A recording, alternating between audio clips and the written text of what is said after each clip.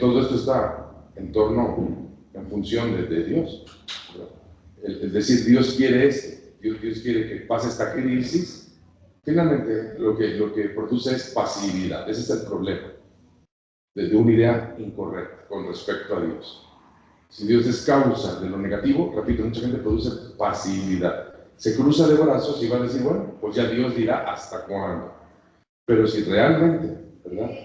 Dios es fuente de todo lo bueno y las circunstancias, situaciones difíciles, hay convicción de que Dios no está detrás de ellas, entonces la actitud humana puede cambiar. Porque si yo creo que Dios es mi enemigo, pues no tengo nada que hacer. Pero si Dios es mi amigo, ¿verdad? Por decirlo así, tengo mucho por hacer. Entonces, se puede pasar de una fe pasiva a una fe activa. Es como las experiencias en pacientes. Entonces, se han hecho muchas pruebas en grupos de pacientes que se están recuperando. Algunos totalmente pasivos y aquellos que se les invita a fortalecer su fe. No una religiosidad, sino su fe. Entonces, ¿el resultado cuál es? Pues una mejora muy considerable en aquellos que activan y fortalecen su fe. ¿Sí? Entonces, vamos por la vida y las situaciones de la vida, las situaciones difíciles, ¿verdad? ¿Qué tiene Dios que ver en ello? Entonces, de acuerdo a la idea, el criterio, muchas veces es el comportamiento. Hay gente que se cruza de brazos porque cree que Dios está detrás de todo lo malo que le pasa. ¿Me explico? Y de hecho, se reniegan, se enfrían, se alejan, etc. Pero, bueno, dice un dicho también, cada quien habla como le fue en la fe, ¿verdad? ¿Qué es Dios? ¿Cómo es Dios? ¿Qué es? ¿Cómo es? Finalmente, ¿qué hace? ¿Qué no hace? Son algunas preguntas que en el estudio vamos a tratar de aclarar. Como toda materia, ¿verdad? Empecemos por definir qué es la teología, ¿verdad? Una palabra compuesta de teos y logos. Teología de teos y logos. Es un prefijo y un sufijo griego. El prefijo teo, ¿verdad? Teo, Dios, significa la palabra Dios. Y logos, estudio, tratado. Entonces, teología es una palabra compuesta de dos, ¿verdad? Partículas griegas que significa estudio de Dios. ¿Sí? Teología, estudio de Dios. Bien, esa es la definición etimológica, lo que significa la palabra teología. Ahora, con respecto al curso ampliamos un poquito. ¿Qué es la teología? Es el estudio de Dios y su relación con el hombre. ¿Sí? El estudio de Dios y su relación con el hombre. Entonces tenemos la definición etimológica y la definición, ¿verdad?, del curso. Pues la definición del curso queda así. Es el estudio de Dios y su relación con el hombre. Bien, entonces definimos la materia etimológicamente en el curso. Bien, y como toda esfera de saber, ¿verdad?, igualmente tenemos una estructura que seguir en este curso de teología, donde vamos a empezar siempre con una introducción. En este caso, la introducción a la teología es parte de 4 puntos. Ahí vamos a ver primero qué es la teología. Así como primer punto, en esta introducción a la teología, ¿qué es la teología? Hay una palabra, un término que se usa mucho en el estudio de teología. Hay diferentes libros de teología, hablando de la teología protestante, que es la que nos compete, ¿verdad? Pues hay una teología llamada católica que está más enfocada hacia esos quehaceres, ¿verdad? Y en la actualidad hay más de 30 ramos de teología, ¿verdad?, cada uno especializado, pero nosotros estamos hablando de una teología cristiana protestante, ¿sí? Hay una palabra que se repite en los temas de teología, ¿sí?, que es la palabra naturaleza. Esa palabra naturaleza, vamos a ver que se repite, y esa palabra término naturaleza significa simplemente qué es. Entonces, en el libro ustedes van a encontrar la naturaleza de la teología, que significa qué es la teología, ¿verdad? A razón de ello comento que el libro a usar es este. Se llama Teología Bíblica y Sistemática. Teología Bíblica y Sistemática. El autor es Mike Perman, editorial Vida. Sí, Teología Bíblica y Sistemática, del autor Mike Perman, editorial Vida. Este es el libro, el libro base Es el libro básico, prácticamente puedo decir que es el libro que se lleva en todos los institutos, con su mayoría, ¿verdad? Este libro de teología. Este libro está compuesto de una introducción y 12 temas o doctrinas. Es lo que usted va a encontrar en el índice, ¿sí? ¿Por qué? Porque este libro nos sirve de base, ¿sí? Nos sirve de base para pasar revista a esos 12 temas o doctrinas, que son el tema de las escrituras, de Dios, ángeles, pecado, Jesucristo, expiación, salvación, sanidad divina, Espíritu Santo, iglesia y escatología. Escatología o eventos del porvenir. Este libro está seccionado de esa manera. En estos 12 temas, o podemos decir, 12 doctrinas básicas del cristianismo. A estos 12 temas está cualquier asunto de carácter religioso espiritual que podamos mencionar. Sí, están en estos. Entonces, sí, es importante, ¿verdad? Este libro, y voy a decir la segunda razón más importante. Este libro lo necesitamos porque es una muestra del pensamiento general. ¿Sí? En este libro vamos a encontrar el pensamiento general, del cual podremos revisar algunos conceptos. ¿Sí? Algunos conceptos. Si el curso se trata exclusivamente de leer este libro, ¿sí?, y presentar un examen, esto lo puede hacer cualquier persona en su casa. ¿Sí? El curso que ustedes tienen la oportunidad de tomar y que ofrecen, ¿no?, que ofrecemos este instituto, le llamamos un curso de teología revisada. De teología revisada. ¿Sí? O sea, vamos a revisar algunos conceptos. ¿Partiendo de dónde? ¿Partiendo de dónde?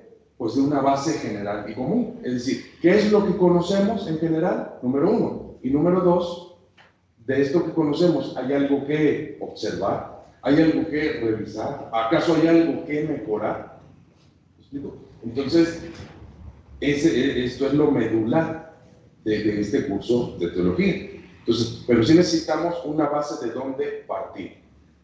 Es muy importante que este libro sea personal.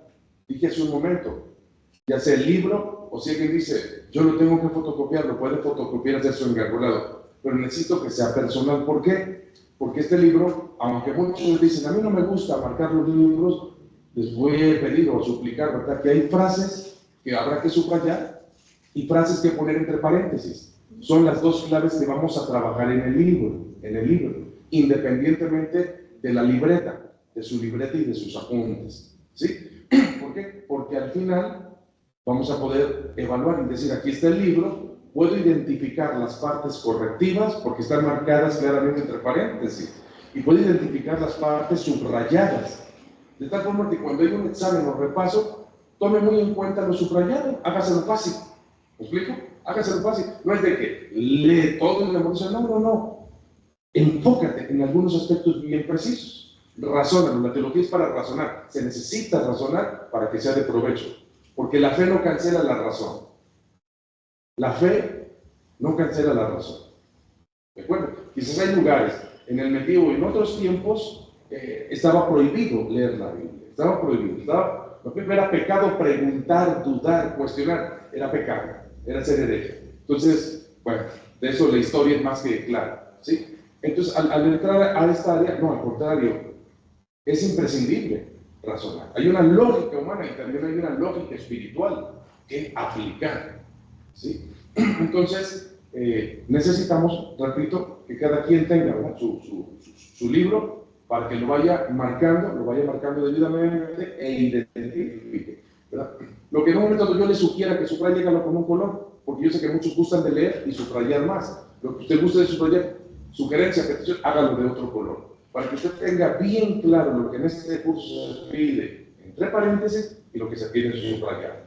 ¿De acuerdo? Entonces, eso le va a facilitar las cosas, ¿verdad? Y vamos a poder identificar todo lo que es clave. Bien, entonces, es importante esto. Al final puedo hacer un comentario y sugerencia de cómo, ¿no?, adquirir el libro para que lo tenga a la mayor brevedad. ¿Sí? Entonces, en este libro vamos a encontrar, a la entrada, vamos a encontrar la introducción a la teología, en 4 puntos. La naturaleza de la teología, el valor de la teología, la clasificación y el sistema, ¿verdad? Hoy más que nada, escuche, enfoque, ¿verdad? Y esto que estoy diciendo textualmente, usted lo va a encontrar en el libro, ¿verdad? El primer punto, la naturaleza significa, ¿qué es la teología? Y la respuesta es que debe ser, no es, porque no lo es, sino que debe ser un conocimiento práctico. Hay quien dice, yo solamente quiero conocer. Hay gente que le interesa solo conocer, lo cual es bueno. Pero ¿qué pasa cuando solo se conoce y no se practica? Conocimiento, solo conocimiento, sin práctica, puede conducir a un extremo. ¿Sí? Dogmatismo, legalismo. Fue parte de la censura de Jesús a muchos líderes. Pero les dijo, ustedes ponen cargas que ustedes no son capaces de mover. O sea, son teóricos, ¿sí? Hablan, porque conocen. Entonces, ¿verdad? ¿Por qué la teología debe ser un conocimiento práctico? Porque conocimiento, conocimiento sin práctica, ¿a qué puede llevar? A una actitud crítica, legalista, señalativa. Hay quien desde su silla puede decir, a sentarse a criticar y juzgar. Eso está mal, y aquello está mal, y lo otro. Sí, pero no tenemos más que un crítico sentado que quizás tiene obesidad intelectual, porque se ha leído 5 o 10 libros y cree que eso le da autoridad para sentarse a criticar. La teología no es para formar críticos, la teología no es para formar críticos. El conocimiento debe ser herramienta, no arma. ¿Ha oído la frase, ahora sí tengo armas para enfrentar? Error. El conocimiento tiene que ser herramienta. Las herramientas construyen, las armas destruyen. Entonces, aquellos, ¿verdad?, que usan mal el conocimiento, ¿qué hacen? Dañan, dividen, critican. ¿Me explico? Por el mal uso del conocimiento. Dicen, no, se suben en la tribu y se marean, realmente lo sabemos. Ya te pusieron ahí que no se el tuerto en país de ciegos, el rey. Cuidado, no es cuestión de cuánto sabes, sino de cómo se aplica. ¿Sí? De cómo se aplica. Entonces ya veremos adelante que sabiduría se define como la correcta aplicación del conocimiento. La correcta aplicación del conocimiento. Sabiduría no es igual a conocimiento. Sabiduría es igual a aplicar el conocimiento correctamente. Porque conocimiento mucha gente tiene. Hay gente muy versada con títulos, doctorados, ¿verdad?, pero quizás es muy torpe en su trato con los demás. Hasta patea al perro cada vez que se enoja. ¿Y qué persona tan hostil? Hay gente quizás que no tenga mucha escolaridad, pero tiene un tacto, ¿verdad? Es amable, es perfecto. Entonces, no lo determina la sabiduría, no lo determina el conocimiento. Sí es la materia prima, pero para hacer sabiduría tiene que ser correcta aplicación. Entonces, la teología no es para formar críticos, no es para entablar duelos. Ah, tú estás estudiando, a ver, ven, vamos a platicar. Dime. No se preste a duelos intelectuales, teológicos, ¿sí? No a críticas. Entonces, la teología debe ser un conocimiento, una herramienta que edifica, ¿sí? Que edifica. Entonces, ¿qué es la teología? Debe ser un conocimiento, ¿qué? Práctico, un conocimiento práctico. Porque solo conocimiento, ojo, puede llevar a un extremo, legalismo. ¿Y cuál es el otro extremo que evitar? ¿Sí? Mientras que unos dicen, yo solo quiero conocer y estudiar, otros dicen, no, yo solamente quiero hacer. A mí dígame lo que tengo que hacer, pero no quiero calentarme la cabeza leyendo ni estudiando. Tú ponte de manos y se pone de manos, ¿verdad? Ponte de cabeza y se pone de cabeza. O sea, hay gente que solo quiere obedecer sin conocer. ¿Cuál es el riesgo? Se llama fanatismo. Fanatismo. Hacer sin conocer. Esos son los dos extremos que... ¿Ok? Teología, ortodoxia significa creencia correcta y ortopraxis, práctica correcta. Entonces, una ortodoxia debe traducirse en una ortopraxis, ¿sí? Conocimiento correcto para una acción correcta, ¿verdad? ¿Qué pasa con muchos grupos donde la gente asiste y solo repite lo que oye? No lee, no investiga, no comprueba, ¿me explico? Entonces, solo repite. Están en riesgo de caer en fanatismo, ¿sí?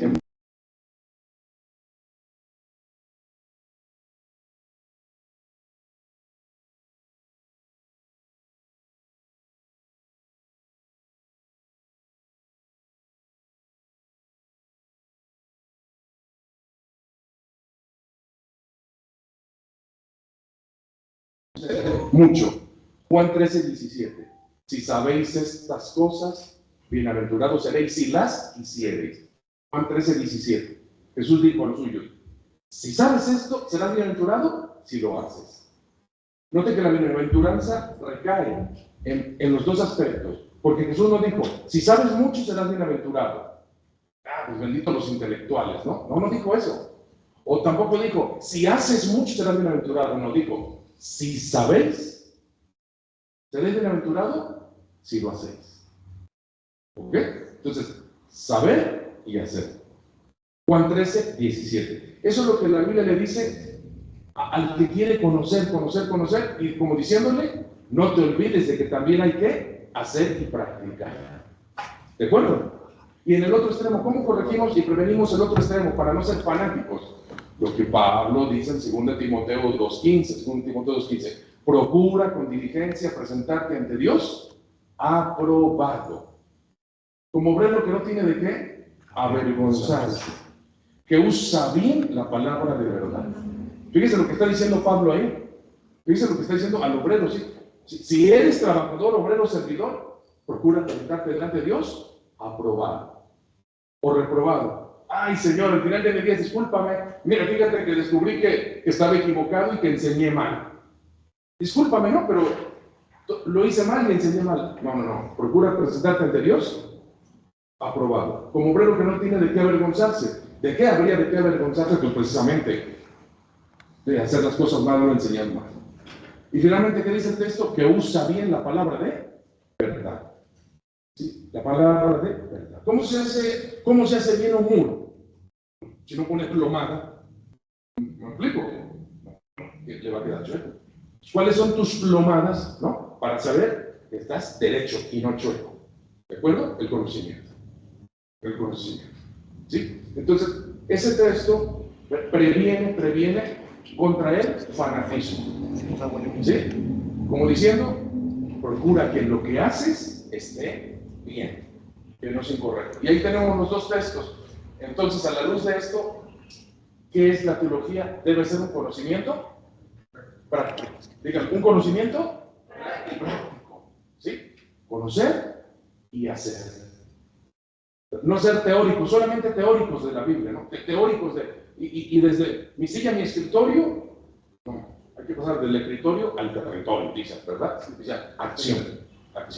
Entonces, cuando hablamos, ¿verdad?, de esta introducción, de este punto, la naturaleza de la teología. ¿Qué es la teología? Fíjese, ¿qué es la teología? Debe ser un conocimiento práctico. ¿De acuerdo? Y evitar eso. No, yo solo quiero un título que me diga ahí doctor, no en divinidad y esto y el otro. Olvídalo. ¿Me explico? ¿Por qué? Porque al final de los días no solamente es un conocimiento, es la praxis, la acción. ¿Sí? Entonces, ¿qué es la teología? Conocimiento práctico. Esto lo vamos a encontrar literalmente ahí en las primeras páginas. También ahí en esas primeras páginas vamos a encontrar otros dos conceptos. Así como el concepto de teología y religión es una mancuerna de conceptos, teología y religión.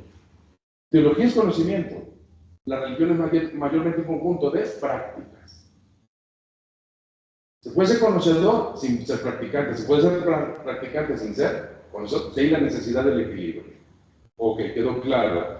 Luego tenemos otros dos conceptos, hay doctrina y dogma, que son importantes también, ¿no?, en nuestro conocimiento. ¿Sí? Usted va a observar que la doctrina se define, ¿doctrina cómo? ¿Sí? La revelación de Dios de una verdad, tal como se encuentra en las Escrituras. La revelación de Dios de una verdad, como se encuentra en las Escrituras. Dicho en una palabra, una doctrina es una verdad inalterada. Una doctrina es una verdad inalterada. ¿Sí? Mientras que dogma, fíjese, el dogma se define como, ¿verdad?, la declaración del hombre de una verdad expresada en un credo. La declaración del hombre de una verdad expresada en un credo. En una palabra, una verdad manipulada. ¿Sí? Una verdad manipulada. Entonces, ¿cuál es la diferencia entre doctrina y dogma? Doctrina, una verdad íntegra, pura. Doctrina. Dogma, una verdad manipulada. Esto es importante saberlo, definirlo, para poder identificarlo sobre la marcha. ¿Por qué? No nos cuesta trabajo identificar a veces los dogmas religiosos seculares. Llámese que en un país, en un continente donde la conquista trajo, impuso, ¿verdad?, digamos, el llamado catolicismo, ¿verdad?, a excepción de América, ¿sí?, el único país protestante. De ahí para abajo, de México para abajo, toda América, ¿de acuerdo? Y aquí luego surge, entre paréntesis, una observación. Todos los países católicos de América, su condición. El único país protestante de origen es la única potencia en América. Desde luego, hoy entendemos los orígenes, ¿verdad? ¿Cómo nació esa nación? Con la Biblia en la mano, etc. Que ha pasado el tiempo y las cosas cambian indiscutiblemente. ¿Me explico? Pero son observaciones muy importantes.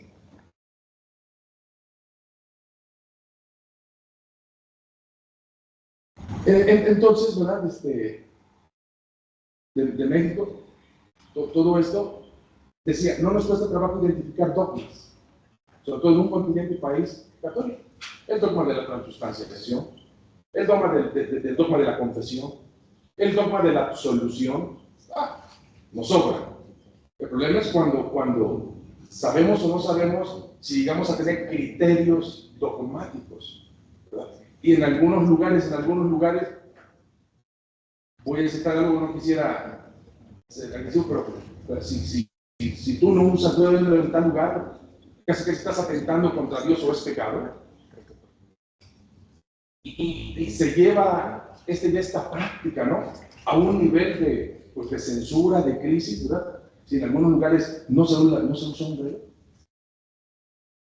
¿Qué pasa con ciertos aspectos? ¿Me explico? Si no los conocemos de fondo, podemos ser dogmáticos. Pero si conocemos de fondo, ¿eh?, si alguien lo quiere usar, amén, libertad. Y si no, en algunos lugares no lo usan, ¿están mal, están en pecado? Yo opino que sí.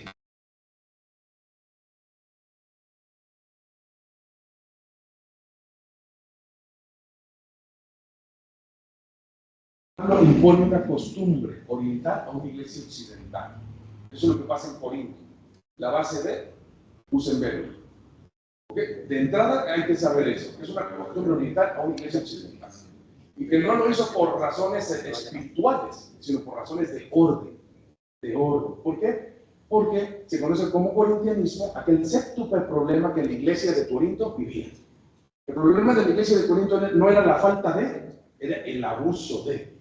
¿Ok? De tal forma que Pablo dice, por favor, si van a hablar en lenguas, máximo 3 señores, ¿sí, hermanos? Y si hay intérprete. Y si no hay intérprete, cada quien ore en lenguas para sí y edifíquense. ¿Por qué? Porque yo no veo que todo mundo habla en lenguas, ¿verdad? Pues ahí el problema no era la falta de, era el abuso de. Entonces, 1 Corintios 12, 13, 14, ¿verdad? ¿Qué hace Pablo? Ordena, ¿me explico? El asunto de los dones espirituales. Porque se había incurrido en abuso, ¿verdad? Ya se habló con X hermano que no entiende por todos los medios, por favor, sáquenlo porque está contaminando. ¿Sí? Abusos de inmoralidad. ¿De acuerdo?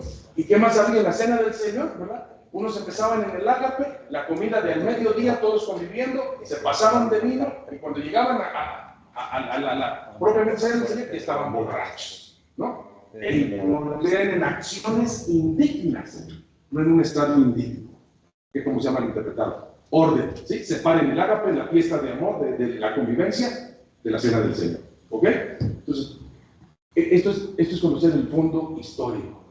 Y dentro de esas normas es que también, ¿verdad? Pues la iglesia de Corinto, una iglesia en una ciudad cosmopolita, donde había más libertad, las mujeres tenían participación social, presencia social. Y esto entró a la iglesia y como que se empezó a generar ahí, ¿verdad? También un desorden. ¿Saben qué? Alto.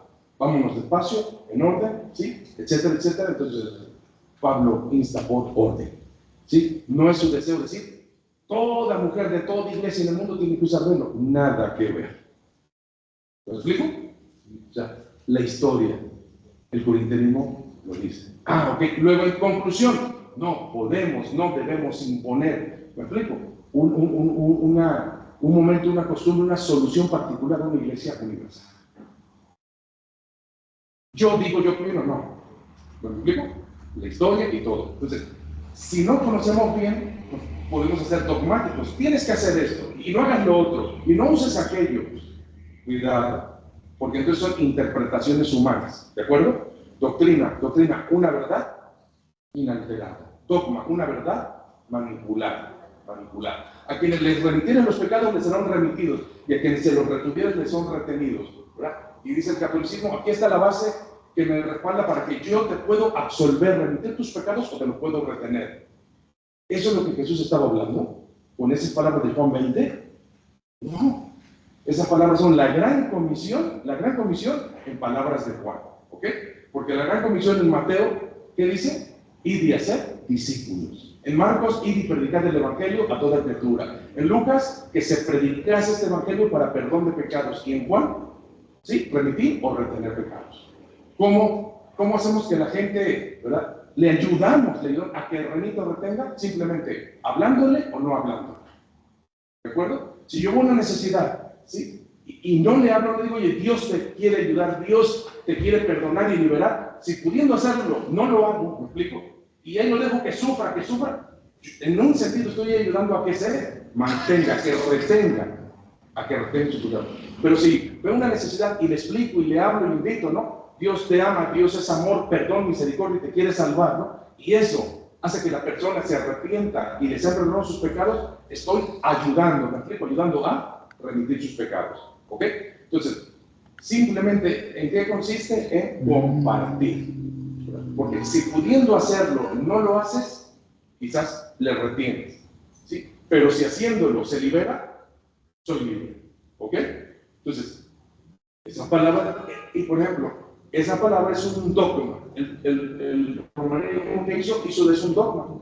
¿Sí? A quienes remitienes, bueno, entonces, si yo soy religioso, yo te puedo remitir tus pecados o retener. Pero para que te los remita, primero te confiesas. Entonces, el dogma de la absolución generó la necesidad del dogma de la confesión. ¿Y eso de dónde viene? Porque Santiago dice, confesad vuestras ofensas unos a otros. Pero no inventes, Santiago está hablando de las relaciones personales. Arréglate con tu hermano, estate en paz con tu hermano. Santiago no está hablando de confesión de pecados. Eso es tomar un texto y manipularlo para hacer dogmas, ¿ok? Verdades manipuladas.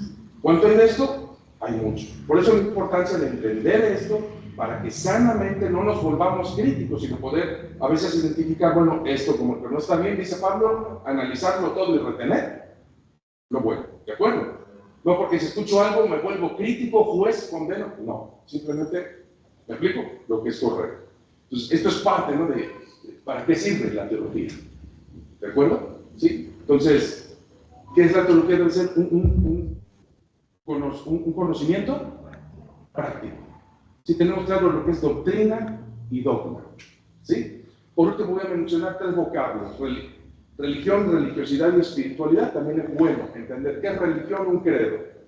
Religión puede ser un credo, igual a un credo, ¿sí? A veces escuchamos a gente que dice, yo tengo mi credo, yo tengo un credo. ¿Y qué está diciendo? Ya tengo una creencia, no me interesa nada más, ¿no? Es como un tapón de boca, ok.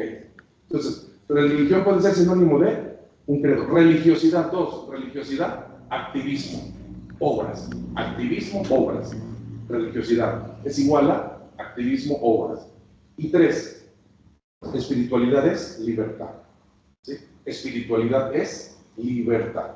Diferenciemos esto, por favor. Es sano, nos ayuda, ¿verdad? Mucha gente sin mala intención se desplaza hacia lo religioso, ¿verdad? ¿Por qué? Porque el domingo se levanta, su reloj biológico y religioso lo levanta y se va a la iglesia. ¿Por qué vas? Pues porque es domingo, porque tengo que servir.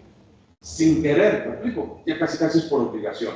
Lo ideal es, como dijo David, porque mi alma tiene sed de Dios, porque necesito adorar, necesito alabar, necesito llenarme de algo diferente.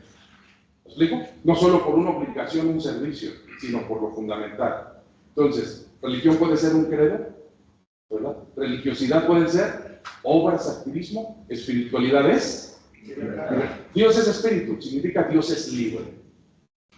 Dios es espíritu, significa Dios es libre. De ahí se deriva que espiritualidad es libertad. Religión del latín religare, conjunto de actividades por las cuales el hombre busca religarse, volver a unirse a Dios. Entonces, la religión viene a ser como un ayo, una lana, ¿no? Alguien que conduce al hombre, ¿a dónde? Lo debe conducir a Dios. El problema es que la religión, dijo un escritor, la trampa más formidable del diablo. ¿Lo explico por qué? Porque hizo que la gente se quedara en mera religión sin llegar al fin, la libertad. Esto es de revisarse, ¿verdad? ¿Estamos llevando a la gente realmente a Dios, ¿verdad? O solo a mis intereses? En una escalera no nos detenemos a la mitad. No nos interesa quedarnos en el descanso, tenemos que llegar hasta arriba, ¿ok? Entonces, la religión es para llevar al hombre hasta Dios. Ese es el fin de la Biblia, del Nuevo Testamento, llegar a Dios, porque espiritualidad es libertad, ¿sí? Entonces, distinguimos esto. Hay gente para la que la teología, la religión, Dios, todo es lo mismo. No, no es lo mismo. No es lo mismo. Espiritualidad es libertad, religiosidad puede ser cautividad. ¿Ok? La religión se ha ocupado para explotar, idiotizar, etc. Por eso Marx, Engels, los padres del comunismo dijeron, la religión es el opio de las naciones. Por el abuso que el hombre hizo, ¿sí? En nombre de Dios. Entonces, en nombre de Dios, ¿qué se ha hecho? Genocidios, santa inquisición o diabólica inquisición. En nombre de Dios, en nombre de la cruz, las cruzadas, matanzas. ¿Sí? En nombre de Cristo, los cristeros. En nombre de... Oye, ¿qué pasa? Todo ese abuso, ¿quién lo ha hecho? El hombre. ¿Dios qué tiene que ver con eso? Nada. Pero la gente se confunde, ve todo eso y dice, no, mejor yo no quiero saber nada de religión ni de Dios. Entonces, hay que estar preparados para poder ayudar a esa gente y decirle, no confundas, separa las cosas. El hombre abusado, Dios es bueno. Siempre bueno y nada más bueno. Pero esto, mucha gente, lo explico, no les es fácil. Por eso, Dios escucha mejor cuanto mayor cultura y preparación posee su intérprete. ¿De acuerdo? ¿Sí? Dios se oye bien. Se oyó bien en Pedro. Jerusalén se convirtió, correcto. Pero Pablo llegó a César. No solo a Herodes, no solo a Festo. ¿Me explico? Llegó. ¿Por qué? Porque tenía más capacidad intelectual. Pero no digo espiritual, intelectual. ¿Ok? Porque tanta capacidad espiritual tenía Pedro como Pablo, ¿verdad? Para hacer milagros en nombre de Cristo. Pero intelectualmente, ¿sí? Adelante. Pues entre más preparación, mejor se puede ayudar. Siempre habrá gente que diga, quiero creer en Dios, pero ayúdenme a creer. ¿Sí? No por la amenaza del infierno, no por los demonios y el diablo, porque hay gente que se la pasa más hablando del diablo que de Dios. ¿Sí? Y mucha gente dice, no, yo ya no, por favor, más terrorismo espiritual ya no. Y dice Pedro que somos llamados para anunciar las virtudes. Es que nos llamamos de las tinieblas a la luz admirable, las virtudes. No es que no se hable del pecado y de la maldad, eso sobra. Ese es el punto, ¿no? Que eso sobra. Culpa, condenación y pecado sobra. De eso no hay que decirle mucho a la gente. Lo que sí hay que convencer a la gente es que hay perdón, misericordia, porque muchos se autocondenan. Yo ya no tengo perdón. Y Dios ha dicho que sí. ¿Sí? Si tus pecados fueran como la grana, como la nieve serán emblanquecidos. Pero ¿no le cuesta a la gente trabajo entender eso y creer eso? Eso es reto, ¿verdad? Hacer creer que realmente sí es posible. Para condenar a cualquiera, para convencer de salvación, bueno, se necesita gracia. Bien, el tiempo, ¿verdad?, nos marca que debemos terminar. Entonces, lo que estoy diciendo, ¿verdad?, está aquí. Cosas básicas, esenciales. ¿Qué opciones hay? De poder conseguir los libros en cualquier librería cristiana, se consigue este libro y los otros.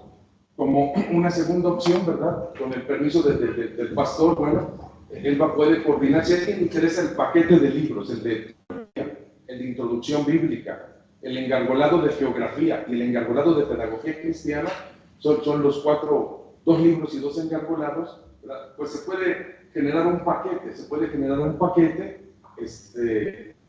y dar alguna facilidad. ¿Sí? Que usted diga, a mí me interesa el paquete, pero en este momento, ¿verdad?, como tengo la inscripción y la mensualidad, pues no puedo cubrir todo. ¿Verdad? Bueno, ya se esforzaron por la inscripción, correcto.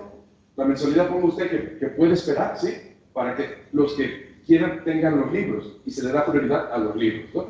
Me interesa el paquete, pero solamente puedo dar una cantidad, ¿me explico? y lo otro lo puedo pagar así. O sea, hay ese tipo de facilidad para acercarse con él y sinceramente decirle, puedo hacer esto. ¿Me explico? Estamos conscientes que pues no todo se puede al principio, ¿verdad? Entonces lo que buscamos es alguna facilidad. ¿Sí? Entonces con toda confianza se puede acercar y decirle, me interesa el paquete con este plan de pagos, correcto. ¿Sí? Entonces, a manera de ayuda o lo que decida cada quien con toda libertad. Bueno, entonces en cuanto al libro nos detenemos aquí, ¿verdad? En cuanto lo tengan, van revisando la introducción a la teología, ahí van a encontrar, ¿verdad? La naturaleza de la teología, el valor que vamos a ver en la próxima sesión, clasificación y sistema de la teología, ¿correcto? Gracias entonces, ahorita presencialmente, a los que están en línea, igualmente estamos, ¿verdad?, arrancando la próxima semana, continuamos ya puntualmente, ¿verdad? Hoy, estamos afinando detalles técnicos, pero la próxima semana, recuerden, vamos a ser bien puntuales, ¿verdad? De 11 a 11:50, es correcto, ¿verdad? De 11 a 11:50. Por mientras lo que tienen, repásenlo, por favor, revísenlo, razónenlo, para que esto nos vaya a ayudar. Así es que, gracias. Pequeña pausa y retomamos inmediatamente para la siguiente hora clase. Gracias. Gracias.